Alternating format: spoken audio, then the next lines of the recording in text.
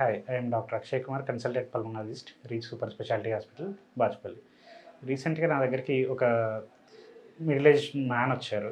ఆయనకి ఫ్రీక్వెంట్గా కాఫ్ వస్తుంది, వేరే ఏం మెడిసిన్ వాడినా కూడా తగ్గట్లేదు, అరౌండ్ 2 to 3 వీక్స్ అవుతుంది అని చెప్పేసి వచ్చారు.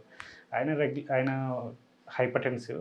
జనరల్ ఫిజిషియన్ దగ్గరికి వెళ్తే ఆయన కండిషన్ని బట్టి ఆయనకి డ్రగ్స్ సజెస్ట్ చేశారు. ఆ డ్రగ్స్లో ఉన్న కొన్ని మెడికేషన్ వల్ల ఆయనకి సైడ్ ఎఫెక్ట్గా లంగ్స్ ఎఫెక్ట్ అవుతుంది. దానివల్ల ఆయనకి కాఫ్ పెరగడము, ఈ సిమ్టమ్స్ వస్తున్నాయి. సో ఎప్పుడైతే మనం ఆ డ్రగ్ని స్టాప్ చేసి మళ్ళీ ఆల్టర్నేట్ మెడిసిన్ పెట్టినప్పుడు పేషెంట్ ఫాస్ట్గా రికవర్ అయ్యారు. సో కొన్నిసార్లు మనం వేరే దానికోసం ట్రీట్మెంట్గా తీసుకునే దానివల్ల కూడా సైడ్ ఎఫెక్ట్స్లో లంగ్స్ ఇన్వాల్వ్ అయ్యే ఛాన్సెస్ ఉంటుంది.